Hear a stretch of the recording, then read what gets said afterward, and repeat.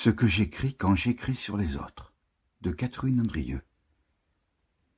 J'avance vers les textes, comme on s'avance vers un visage, avec l'espoir d'y reconnaître quelque chose de vivant. Je n'ai jamais voulu juger, j'ai voulu comprendre, ou plutôt approcher, entrer dans cette zone fragile où un texte respire encore, avant que la distance ne l'altère. J'écris mes chroniques comme on avance à pas d'ombre dans un lieu habité. Chaque texte me parle à voix basse, comme un être dont le souffle hésite. Alors j'écoute, je tends la main, et j'écris pour qu'il puisse encore respirer. Je ne lis pas de loin. Le texte, pour moi, n'est pas un objet, c'est une présence. Une peau, une pulsation, un battement à l'intérieur du silence. Je m'y glisse sans méthode, porté par une sorte de confiance instinctive, que quelque chose d'essentiel s'y dit, fût-ce dans une infime vibration. J'entre dans les mots comme on entre dans une eau calme, pour sentir ce qu'elle retient, ce qu'elle reflète, ce qu'elle emporte. Je ne commente pas, j'accompagne. Je me tiens à côté du texte, comme on marche auprès de quelqu'un qui ne demande pas de conseil, mais une écoute. Ce que je cherche, ce n'est pas ce qui manque, mais ce qui veille. Il y a toujours, au cœur même de la phrase, la plus simple, une étincelle qui échappe à l'analyse. C'est elle que j'essaie de saisir, sans la posséder, simplement en la saluant. Écrire sur les autres, c'est une forme de reconnaissance. J'y entends le geste de celui ou celle qui s'est risqué à dire. Et je crois que ce risque, quel qu'en soit le résultat apparent, mérite d'être accueilli avec délicatesse. Tout texte naît d'une nécessité, parfois secrète, parfois vacillante, mais toujours réelle. Je m'attache à ce lieu d'origine, à cette source intérieure où la parole s'ouvre. C'est là que se loge pour moi la beauté, dans le mouvement même d'une voix qui se cherche. Je n'ai jamais cru à la critique froide. Ma position n'est pas celle du surplomb, mais de la présence.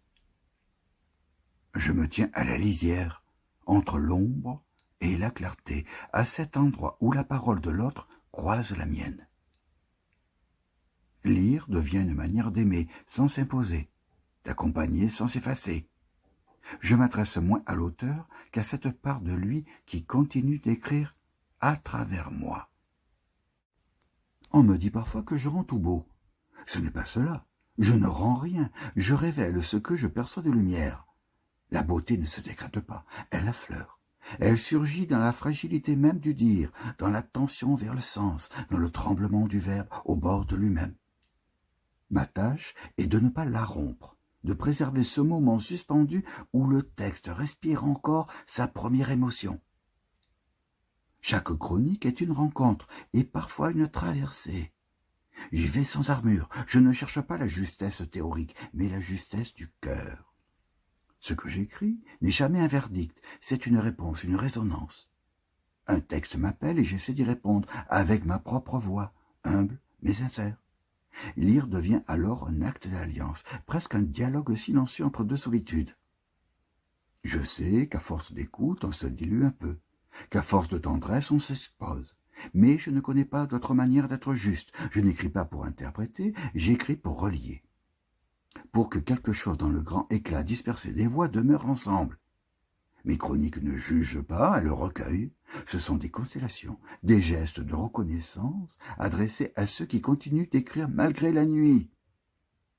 Je ne traverse pas un texte, je l'habite. J'y reste le temps d'un souffle, d'une fidélité. J'y découvre des traces, des hésitations, des lueurs.